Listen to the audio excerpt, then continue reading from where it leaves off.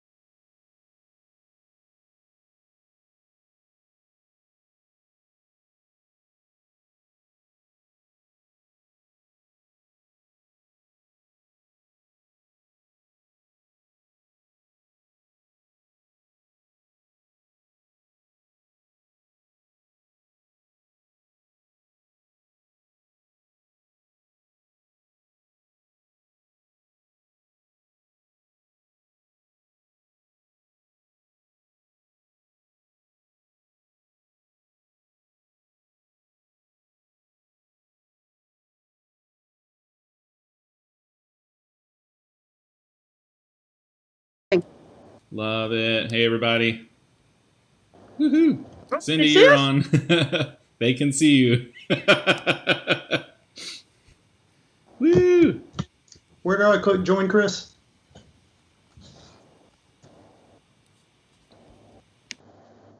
All right. Can everybody hear and see me on YouTube? Instagram can see and hear. Hi, everybody. I feel like it's been forever. This is crazy. So I'm teaching Jonathan how to do Instagram right now. He's going to hang out with us. Do you see me? What are you eating? Yeah. Oh. Oh, no, we lost her. Oh, She's hold back. on. All right. That's what I was trying to do. Hide my eating. All right, Chris. So I can hear you on Instagram, but I can't see you. Or, I mean, Woot, woot. Hey, everybody. We're getting this figured out. what do I click? So there should be a button that you press, Jonathan, that says join.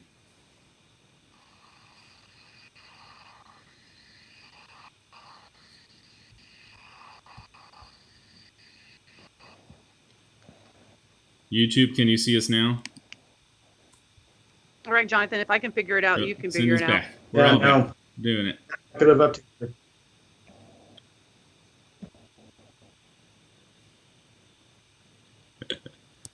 Oh, no. We keep losing Cindy. Oh. That's because I turned off the video when I was shoving the food down my throat. I'm done. There we go. Here he goes. We All got right, it. did I see? Oh, okay, there What's we go. happening? All right, I'm muting my computer. I think you have to accept it. Oh, man. Hi, everybody. Well, while we are getting started, Jonathan's jumping in on Instagram. We are excited you are here.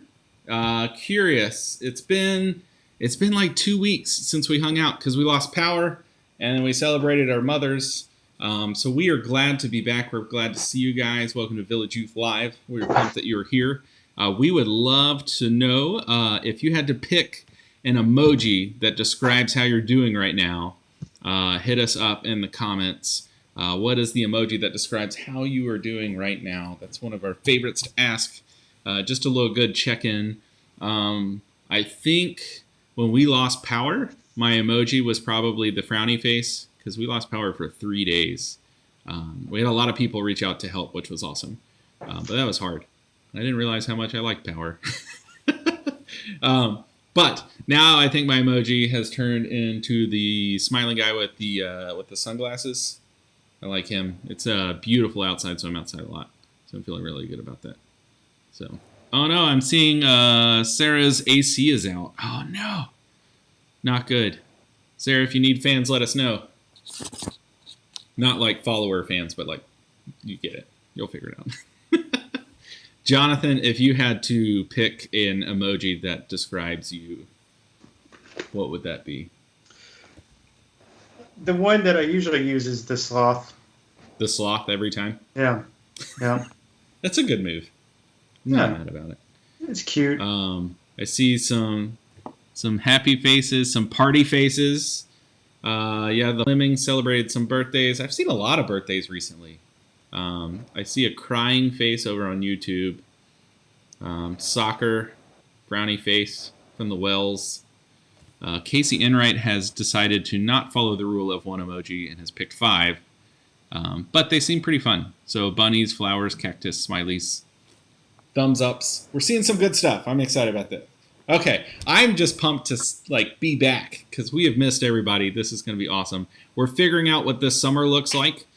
So be watching for that. We won't have anything tonight that'll let you know, but we're planning some things. So just be ready. We don't know what that's going to look like yet.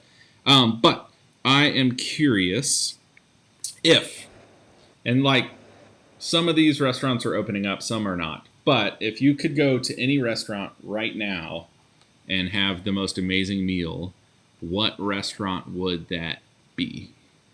So we have done a lot of cooking through all the quarantine. We've tried some new recipes. We made donuts this morning, which were awesome. But if I had to go to any restaurant, I don't know, man. What are you thinking, Jonathan, if you had to go somewhere? I would go to Wild Ginger. You what? Where was it? Wild Ginger. Have you ever been there? Oh, you're cutting in and out. Try again. Wild Ginger. Does that work? I heard ginger. Wild ginger. I'm missing the first part. I don't know why. What? It's weird. Do I need to switch to the other one? Well, that just worked. I don't know. We'll just play it by ear. Okay.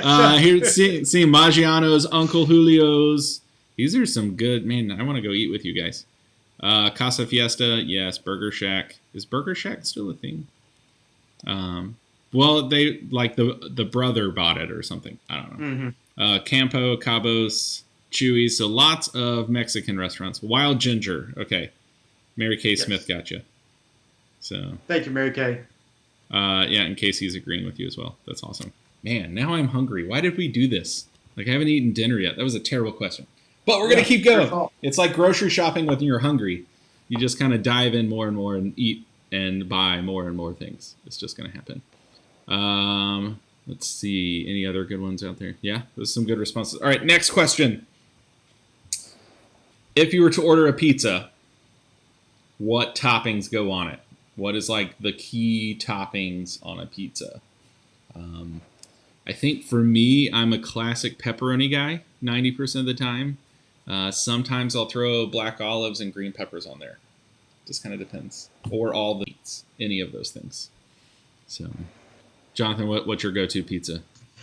My go-to would be any type of Supreme, the works pizza without onion. Okay, not an onion guy. Yep. That's fair. Not on pizza. Gotcha. Yeah, I don't like raw onion, but if it's grilled and all sweet on things, that's when. Yes. Raw onion. Sauteed onions are amazing. Yes. All right, let's see what we got going on. Someone's eating a milkshake right now. Nice. Anchovies is the wrong answer, Harry. That's not right. Is there a wrong answer? I don't know. Maybe he really likes them. Seeing some cheese, ham, and pineapple. What is happening? Pepperoni, green olives, cheese, sauce and ranch. Yes. Supreme is fire, and Hawaiian is also good. Harry's mad at me. He said anchovies are right. Okay, that's fair. Cheese and bacon. Nice. I like that. Just a classic cheese. Any of those type things. The other question, besides topping, there is a lot of like conversation about the better pizza between like a New York style, which is really thin and like giant, getting a slice of pie, or Chicago style deep dish. So Jonathan, I am curious. If you had to choose one or the other, what are you going with? Yeah, I like both. If I had to just have one, it would be New York. Okay. Any reason? Uh, I think it's easier to do things with a New York slice. If you have Chicago, you're sitting at a table and you're not going anywhere. Yeah, there's no like walk up Chicago style food carts. Right. Yeah. Because it'd be like, what do I do with this pizza lasagna thing? I don't know what's going on. But they're both great. I like both. I think my go-to would be New York. But yeah, if I'm in Chicago, I'm getting a deep dish. And there's one of them, I think it's Giordano's, that has meat and more meat is the name of the pizza. And I liked that one. That was really good. All right. So we're getting some votes for Chicago. New York, Chicago. YouTube is still fighting over toppings. Some people are very adamant that pineapple is a terrible idea. I'm okay with it. It's not.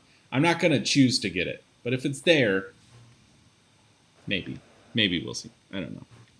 So, but the New York where you can fold it in half and just go for it, walking down the street. It's really good. Joanna, my wife, is from New York, so you can guess what she chooses.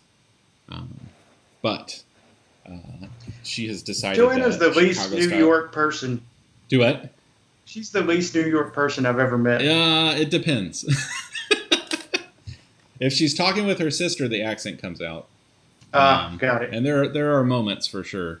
But it's all good stuff. Yeah, she's like super sweet, but she can also be very direct, which is one of the things I liked about her.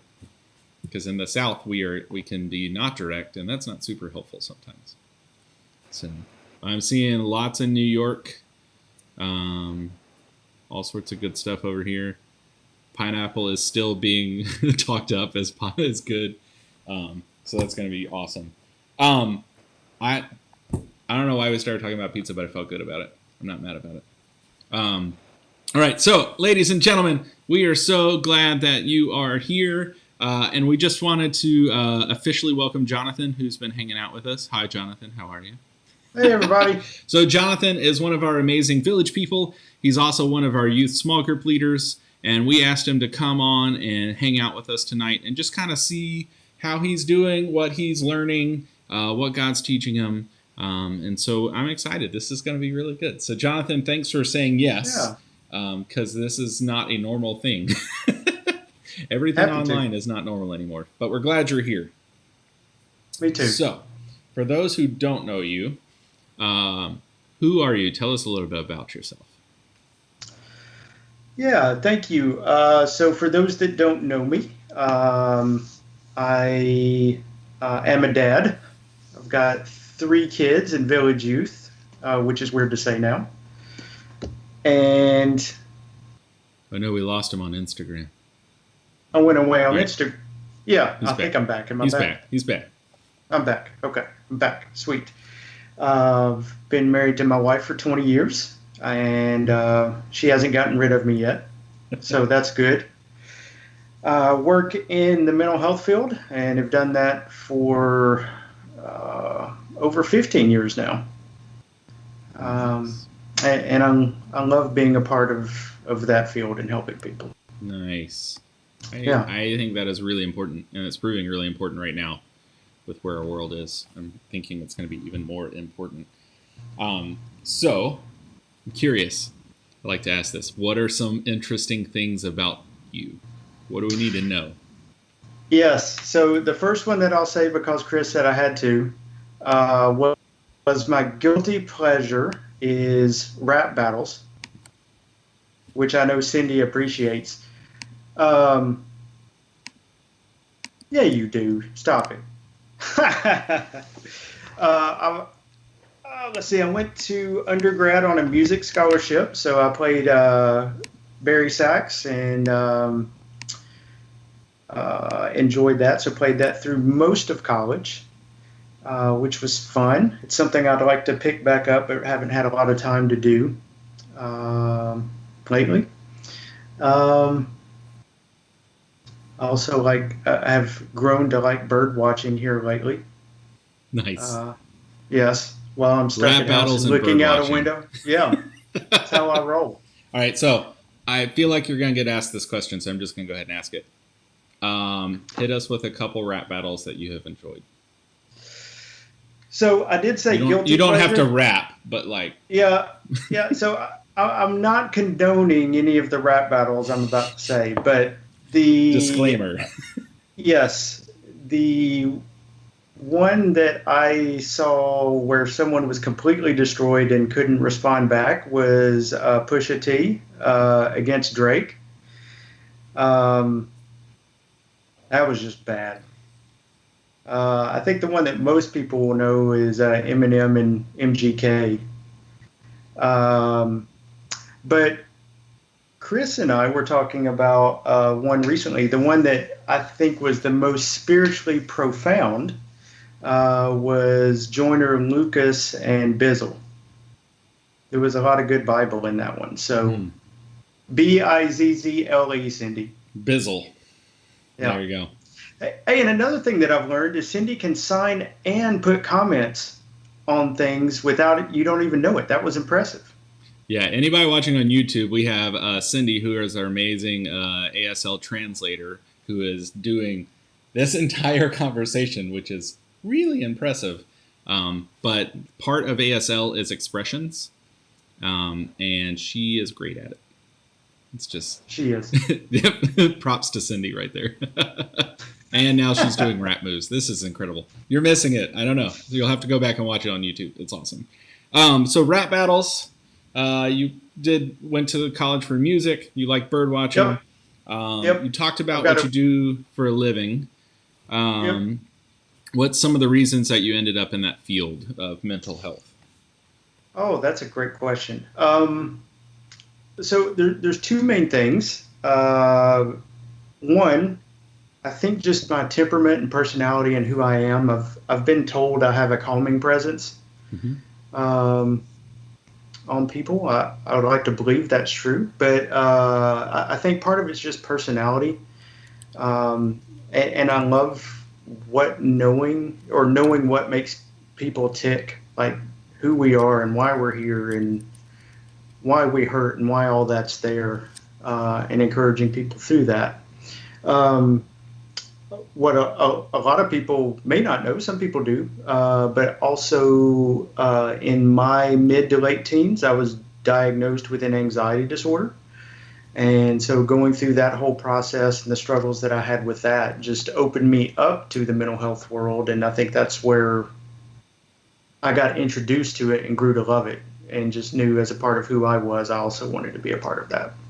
I think that's awesome. That's really cool. And like leaning into like what could be helpful to others as well. It's really cool. Yeah. That's good stuff. All right. Yeah. So that some of that may come back with what we're going to talk about. But I'm curious, what are you learning about yourself right now in the time of quarantine? And now some of that is changing. And I think that's creating other different things going on, and maybe even some new anxieties. So I'm curious, what are you learning about yourself, or have you learned through all this?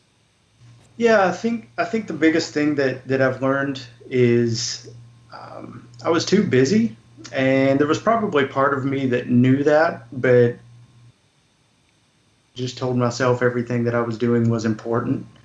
But this has given me the opportunity to let go of some of those things. I think one thing that I think we're all dealing with is, even when you should let go of something or need to let go of something, it doesn't mean that there is any less grieving. And so I think that there has been a process for all of us. That may be an assumption, but I know I've heard a lot of people say that as well. That even though you can find the good in what's going on, that there's still hurt and there's still longing for what was. Um, and so that's probably the biggest thing that I've learned from that is just that I needed to lose some things. Yeah. And it forced me to do some of that. But through that, we talked about bird watching and other things. Even though I've lost some things, one of the, Paul would even say that the biggest tenet of being a follower of Jesus is the resurrection. That without the resurrection, we should all just kind of pack it up and go home. That's the kind of a JBB. big deal. Yeah. Yeah. And he kind of says that. But, as we were going through here, I was reading back through 1 Corinthians and got to chapter 15. So I was just going to read part of this. Yeah. Let me find the verse here.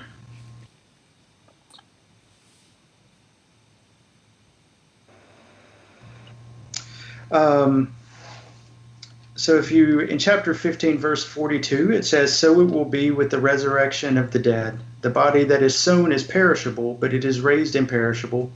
It is sown in dishonor, and it is raised for glory. It is sown in weakness, it is raised in power. It is sown a natural body, but raised a spiritual body. If there is a natural body, there is also a spiritual body. So it is written, the first man, Adam, became a living being, and the last Adam, who is Jesus, a life-giving spirit. The spiritual did not come first, but the natural, but after that, the spiritual. The first man was of the dust of the earth, but the second man was from heaven." And so through this process, I've learned, even though there was that process of grieving, that God sows new life in things that die in our lives, metaphorically speaking. And so I've found new life within myself. I found myself not as exhausted all the time, doing a lot around the house, in the backyard, more with the family. And it doesn't mean that the grieving's still not there, that there's still not anxiety and worries about everything that's going on. I know a lot of people have been affected by this, but in the midst of that grief, I've seen good things come from it too. And so, for all the teens on here, I would encourage the same thing. I mean, in the midst of the things that hurt and that you're grieving, what is the new life that you see that's coming out of that? I think that's awesome. That's definitely something I've been noticing too, is the forced slowing down. Mm-hmm. Part of it almost like freaks you out a little bit because you're having to deal with the things that maybe your life was so busy and so noisy you weren't dealing with, maybe intentionally, maybe not. But in the wrestling, in the realizing that things need to be grieved and to change, finding new life in things that either you knew about but didn't do anything about or had forgotten about. So one of the things for me has been a lot more time with my neighbors. Because we were slowing down, we're literally not going anywhere, and no one else is. We've had a lot of time to hang out with them. And in doing that, Joanna has been doing a lot of planting. And so watching plants grow, there's something beautiful about that, but very slow about that. And both of those things, I think, have been restorative in different ways of just like really paying attention to what's around you, both in nature and relationships, which admittedly, we had gotten too busy. So yeah, I think that's awesome. Yeah, and this idea of resurrection that you brought up, like resurrection only happens through death. So it's only when you let go of things, when you grieve things and say, I think that chapter is done, now what? That you see the new life coming out of that. Kind of like a phoenix, or Jesus, if you will. So, no, I Yeah, think that, absolutely. man, that's good stuff. I like that. What's giving you life right now? You talked about it a little bit, but what are some of those things that are helping you're finding life in? Um, yeah, been able to be outside a lot more, which has been good. Fortunately, it's not 100 degrees yet, but it feels like we're getting there. Um, but that being more dedicated, not only me being home, but the kids being home, it's given us more time together as a family, which is a good thing. And there's always, when you're around people all the time, there's going to be those frustrations and arguments and things like that. But it's okay. That doesn't outweigh all the good things that come from it, Mm-hmm. and so that has been good. It's given me a time to be more reflective in what God is doing in my life, to be in His Word and being more sensitive to hearing where the Spirit is leading, and guiding some things, um, and that's been good. And it doesn't mean that things, there's a story where Jesus is. There's two sisters. Well, there's a brother and two sisters in the Bible, Lazarus, Mary, and Martha, that are in a lot of stories. And there's one that's famous where Martha was in there and like getting all the food ready, trying to get the house set for him to come and them to have dinner together. And Mary was just sitting there with Jesus, and she comes in and asks Jesus to make Mary get up and go help do all the work. And the reason that I bring that up is he doesn't tell Martha all the busyness that she was in was bad. Hmm. He doesn't say that you're doing bad things. He just says that Mary chose the better. And so some of the things that we've lost, none of those were bad things in particular, but it's given me and I think other people the ability. Maybe it was the forced ability to choose the better, uh, but still realizing, when you're in it, you begin to realize, yeah, this is better. Hmm. Um, how I feel, who I'm with, what's going on. It wasn't a bad life before, but a lot of this is better than it was. Yeah, man, that's good. I like that. The choosing the better, because, like you said, a lot of this wasn't necessarily bad on paper, but maybe all of it combined ended up being less than the better, which could be the focused things that actually bring life. Um, I love that. When we were Yeah. talking earlier, you brought up a prayer that you have found helpful. And so I wondered if you would speak to that a little bit, and then we can actually share that together. Yeah, absolutely.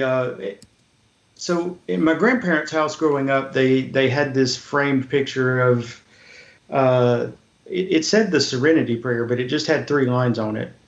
Um, and I remember reading that growing up. Um, um, and it was cool, but then I realized going back when I was going through my training to become a counselor, I found out that that was only about a quarter of the entire prayer. And when I got to read everything under it, it was so much more impactful and brought out so much more meaning, um, for me. So yeah, it's something that helps center me. I think we all, because we are made in the image of God, I think we all have a voice in us that's always striving Hmm. for the kingdom, and that tells us this is not the way it's supposed to be. Things are supposed to be perfect. Things are supposed to be better. But it's a good grounding and reminder that that's not where we're at yet. Yeah, And so that's how it's been helpful for me. that's awesome. Yeah, so that Serenity Prayer, I'm with you. Um, it seems like it's always like the three-line Serenity Prayer, which is Yeah. accept the things I cannot change, courage to change the things I can, and wisdom to know the difference, Yeah. which is good.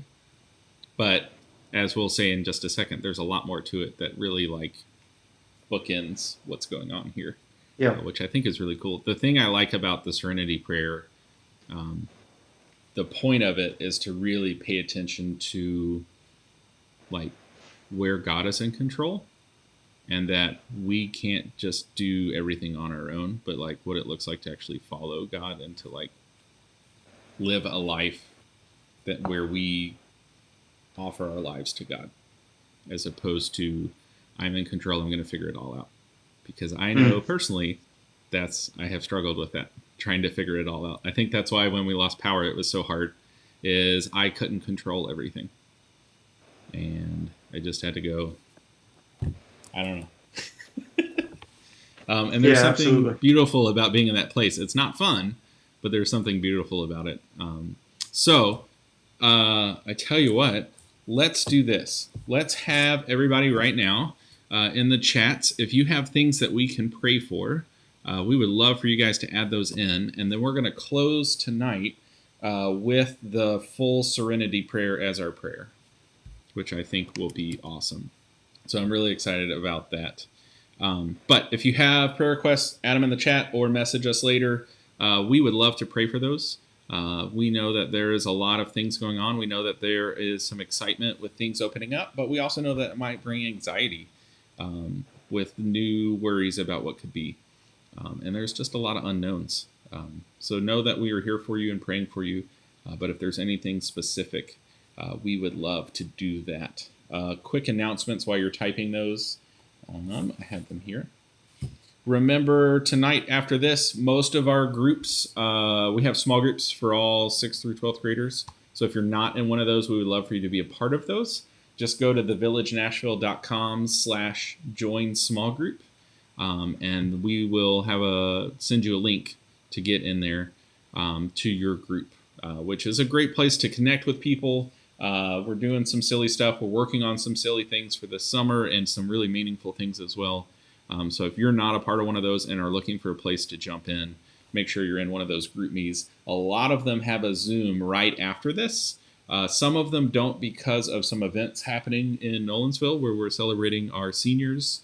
So if your group is not Zooming immediately, still get in that chat and figure out when they're hanging out, because we would just want to make sure everybody's connected and has a place to belong, to be known, and to know others as well. I feel like that's really, really important. Other than that, we published earlier today our video of our graduates that we could get a hold of. That we just kind of asked them, how are you doing and what do you want to share? And they dropped some wisdom, and it was awesome. So make sure to check it out on YouTube or on our Instagram TV channel. But it was good stuff. So check that out. Other than that, if you guys ever need anything, you know how to reach out. Let us know. We're working on some things for this summer, so be watching for those coming in the next couple weeks. But we will be doing this thing for the next couple weeks for sure. Just like this, and then we were going to figure it out from there. So, I think that's plenty of announcements. I don't like announcements anyway, but it's just good to know. All right, so I see some different prayers coming in, just for families, for COVID, for self-control and just kind of guidance. Yeah, all of that, definitely. And maybe seeing some, maybe God's going to do some cool stuff through all of this. I think maybe. I don't think God caused the pandemic, but I think God can always do some cool things, even in the mess. I think paying attention to where God is doing some stuff and jumping in is a great idea. So I tell you what, let's pray. We're going to do the Serenity Prayer, the full one.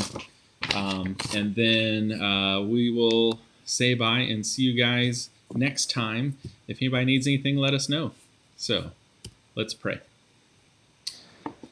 God, grant us the serenity to accept the things we cannot change, courage to change the things we can, and wisdom to know the difference. Living one day at a time, enjoying one moment at a time, accepting hardships as a pathway to peace, taking, as Jesus did, the sinful world as it is, not as we would have it, trusting that you will make all things right if we surrender to your will. so that we may be reasonably happy in this life and supremely happy with you forever in the next. Amen. Man. Yeah, that full one, that's a whole nother thing than just a grandma's pillow, if you will. But no, that's awesome. Everyone, we were so glad you were here. We miss you. We would love for this to be in person, and maybe at some point it will be. But for now, we're going to be hanging out online and doing some crazy stuff. So make sure to join us. Jonathan, thank you. This was amazing. Applauses for Jonathan. Thank you. I don't know how we can do that, but they can do that. And also on YouTube, Cindy, you crushed it as always. Well done. Your lighting looks on point this week, too. Well done. Right. So Better. But everybody, we love you. And jump in on your groups, and we will talk to you later.